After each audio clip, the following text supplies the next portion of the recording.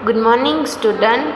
कल हमने कक्षा 7 में समाज की पढ़ाई की थी। उसमें पाठ है चौथा, मुगल साम्राज्य स्थापना एवं विस्तार। तो कल हमने मुगल शासन की प्रमुख घटनाएं कौन कौन सी थी वो देखी थी। तो मुगल शासन के दरमियान कौन कौन से शासक हो गए तो वो भी हमने देखा था। पहला था बाबर, दूसरा हुमायूं, तीसरा शेरशाह और अकबर के बारे में हमने जानकारी प्राप्त की। तो आज की वीडियो में हम मुगलों का अन्य शासकों के साथ संबंध कैसा था उसके बारे में जानकारी प्राप्त करेंगे। मुगलों का अन्य शासकों के साथ संबंध। हुमायूं को जब भटकना पड़ा था तब उससे आश्रय देने वालों में हिंदू परिवार भी था। जब हुमायूं को, कल हमने देखा था कि हुमायूं को 15 साल तक भटकना पड़ा था, तब उसे आश्रय देने वालों में हिंदू परिवार भी शामिल था। अकबर के पालन पोषण पर उसका प्रभाव था। जब वह शासक बना तब उसने हिंदू शासकों की मदद ली। उसे पता था कि राजपूतों की अवहेलना करके इस देश में शासन नहीं किया जा सकता। उसे पता था कि राजपूतों की अवगणना करके इस देश में शासन नहीं किया जा सकता था। इस कारण उसने उन लोगों के साथ संबंध बनाकर विश्वास में ले लिया जिन्होंने उसकी सत्ता नहीं मानी। उनके विरुद्ध संघर्ष हुआ जिसमें मेवाड़ के सिसोदिया राजपूतों ने लंबे समय तक अकबर से टक्कर लिया था।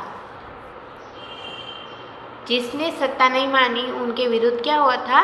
संघर्ष। जिसके विरुद्ध संघर्ष हुआ था उसमें कौन था? तो उसमें मेवाड़ के सिसोदिया राजपूतों ने लंबे समय तक अकबर से टक्कर ली थी। गद्दी वारिस की परंपरा। उस समय में गद्दी वारिस की परंपरा क्या थी? कोई भी शासक अपने राज्य का उत्तराधिकारी नियुक्त करता है। कोई भी शासक है वो अपने राज्य का उत्तराधिकारी खुद ही नियुक्त करता है। अधिकतर बड़ा पुत्र उत्तराधिकारी के रूप में नियुक्त किया जाता है। ज़्यादा क्या होता है? तो ज़्यादा से ज़्यादा बड़ा पुत्र उत्तराधिकारी के रूप में नियुक्त किया जाता है। शासक का जो बड़ा पुत्र होता है वो शासक अपने उत्तराधिकारी के रूप में नियुक्त करता है। इस नियम के बदले मुगल शासन में सभी पुत्रों को समान भाग से राज्य को बांट दिया जाता था। तो इस नियम के बदले यानी कि ज़्यादातर क्या होता था कि वो जो शासक का बड़ा पुत्र होता था उसको उत्तराधिकारी के रूप में नियुक्त किया जाता था। तो इस नियम के बदले मुगल शासन में क्या होता था? तो मुगल शासन में सभी पुत्रों को समान भाग से राज्य को बांट दिया जाता था। तो मुगल शासन में यह होता था कि मुगल शासन में जो शासक होता था उसके सभी पुत्रों को समान भाग में राज्य को बांट दिया जाता था।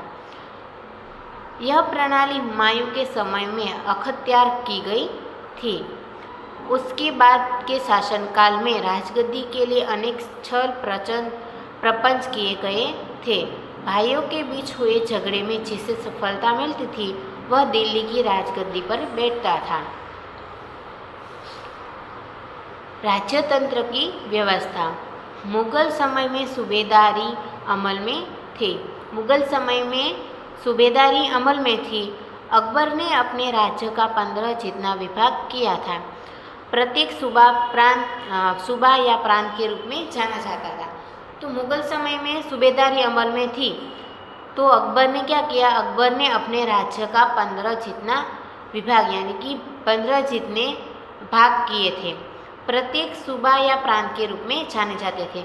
जो अकबर ने राज्य के 15 जितने भाग किए थे वो प्रत्येक भाग है वो सूबा या तो फिर प्रांत के रूप में जाने जाते थे। सूबा के उपविभाग को सरकार तथा सरकार के उपविभाग को परगना कहा जाता था। जो राज्य के 15 जितने भाग हुए थे उस प्रत्येक भाग को क्या कहेंगे? सूबा। और सूबा के उपविभाग को सरकार हम कहेंगे और सरकार के उपविभाग को परगना कहा जाता था। तो पहला आएगा सूबा, उसको सूबा के उप विभाग को कहेंगे सरकार और सरकार के उप विभाग को कहेंगे परगना। परगना से ऊपर आमिल था। परगना से ऊपर क्या था? परगना से ऊपर आमिल था। वह महसूल के काम करता था। वह महसूल के काम करता था, यानी कि आमिल था, वो महसूल के काम करता था। अर्थात परगना का महसूल एकत्रित करने वाला ऊपरी अधिकारी। यानी कि आमिल का काम क्या था? तो परगना, जो आमिल था वो परगना से ऊपर था, तो परगना का महसूल एकत्रित करने वाला ऊपरी अधिकारी यानी कि आमिल। गांव में ग्राम पंचायत थी। गांव में, हर एक गांव में ग्राम पंचायत होती थी। उसके मुखिया को पटेल, चौधरी, मकादम जैसे पदों से पहचाना जाता था। यानी कि इस समय समाज में इस तरह के पद थे। हर एक गांव में ग्राम पंचायत होती थी और उस गांव के जो मुखिया होते थे, उस मुखिया को पटेल, चौधरी, मकादम जैसे पदों से पहचाना जाता था। यानी कि इस समाज में उस समय में इस तरह के पद थे। अकबर के समय में राज्य में यात्रा कर बंद कर दिया था।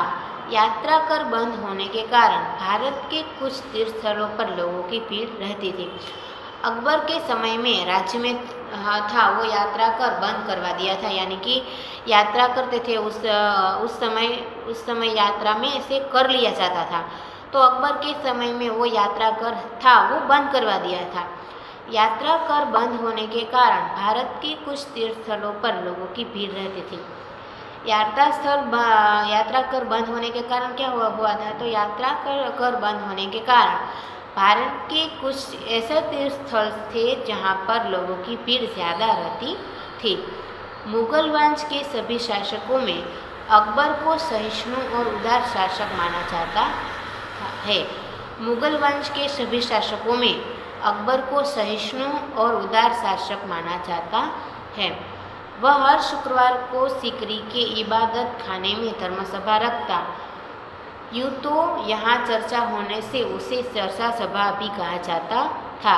सभा में सभी धर्म के प्रतिनिधि आते थे। उस समय के समर्थ विद्वानों से अकबर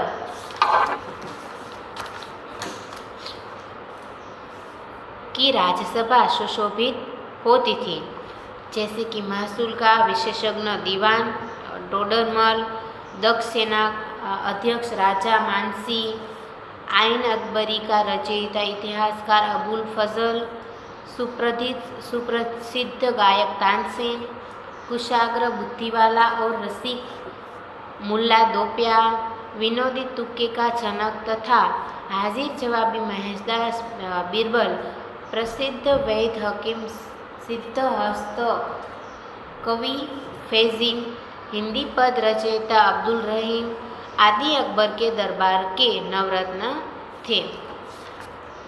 तो अकबर जो हर शुक्रवार को इबादत खाने में धर्मसभा रखता था, उसको क्या कहते थे? चर्चा सभा भी कहा जाता था। उस सभा में सभी धर्म के प्रतिनिधि आते थे। तो उस समय के समर्थ विद्वान थे, वो अकबर की राज्यसभा को सुशोभित करते थे।